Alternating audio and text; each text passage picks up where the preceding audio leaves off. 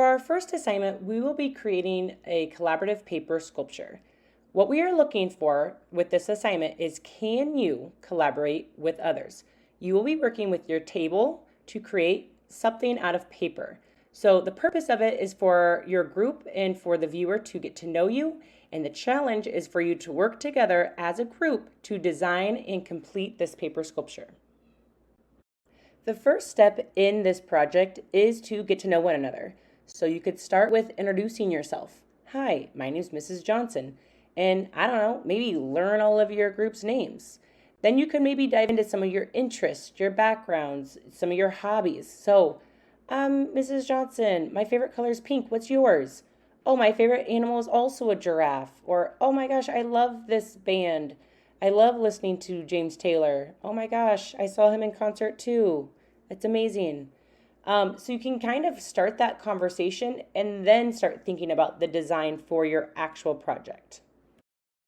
Here are some examples of different paper sculpture techniques. So notice the different folds, the different cuts, the different variety of how can you combine your pieces together. So you can think of gluing, taping, staples, or just figuring out a way for the paper to stick together with no adhesive. So these next few slides are just examples of how you can use paper to create art. This is one of my favorites because it uses different shapes of paper, but it slots them together, it like notches them, and so there's no glue or tape needed. So I really enjoyed this piece just because I know the thought process that went in when creating this. This next one, no, it's not done by a student, none of these are, but it's really neat because it shows like the different capabilities of paper. This next one shows how you can fold and assemble paper. This one reminds us of the Sydney Opera House, so you can think about different places you've been. Maybe you want to represent that. This one here we like, it shows like how you can fold and use like the negative space to create a piece of art. So also something that you can consider when working with your group. This here shows how you can use maybe like a bendy kind of look or more curves instead of the straight folds and whatnot. And then this next one also shows how you can create different designs overlapping your paper. This here is another example of using like twists and bends for your paper. So you can figure out like what kind of shapes you like and kind of incorporate them all together within your group. And then this next one I really enjoy because again, it does that slot method. So there's different areas where the paper kind of like pushes through and there's different areas where it slots. So it's kind of fun to work with. Here you can see just some different ideas you could use. So there's different folds, different bends, and all can create a really cool look using just plain white paper.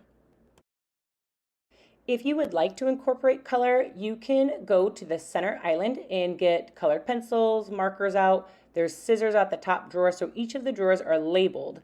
And then you can use those tools to make yours extra special or make it more about you and your group.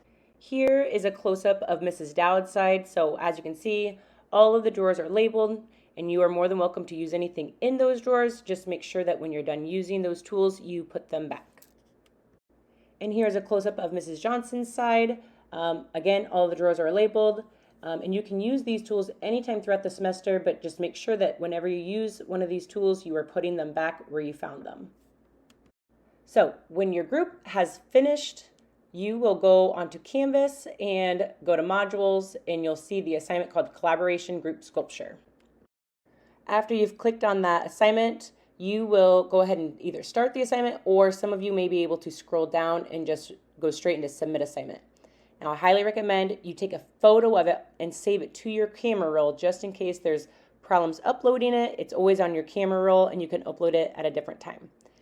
And lastly, very importantly, it will not be considered uploaded unless you get that confetti. Like, woo, you did it. So until you get that confetti, it is not considered turned in. Also, make sure that each one of you is taking a photo of your group project. So yes, you're completing this as a group, but each person in the group needs to submit a photo of the project in order to receive individual credit. Once you have all submitted a photo of it, you will need to decide as a group who is going to take this home because we do not want to keep it in the classroom. Again, we are looking to see, can you work together as a group? Can you get to know one another? Can you figure out how to incorporate something about you that can combine with your group and create a group's paper sculpture out of it? We're not looking for how pretty it is, how technical. We just want to know more about you and see that you can work with others. All right, I know you're super excited to get started on this, but let's go over some expectations. So we expect you to talk quietly at your group, getting to know one another, making a plan, figuring out how you're going to execute this paper sculpture project. If you need help, just raise your hand or ask someone in your table group or maybe even a neighboring table group. Our activity is to learn about one another and create a design together. Remember, you're collaborating. If you need to use the restroom or get a drink, just ask and make sure you sign out. Also, kind of pay attention to the clock. It can't be within that first 10 minutes or last 10 minutes. And if you need supplies, just go up to the center island and get up whatever you need. Just make sure you return them too. We'll be walking around to see if you're participating. That will look like active listening, contributing ideas, working together as a group. And then we'll know if you're successful by your Canvas upload. So remember, every person in the group needs to take a photo of it and upload that onto Canvas in order to receive individual credit. The technology expectation is to not have it out. If you need to look up an idea, then you can, but really this is all about getting to know one another. So technology is not needed. So you'll need to have that closed up and in the iPad bins. Good luck, and if you need help with anything, just ask.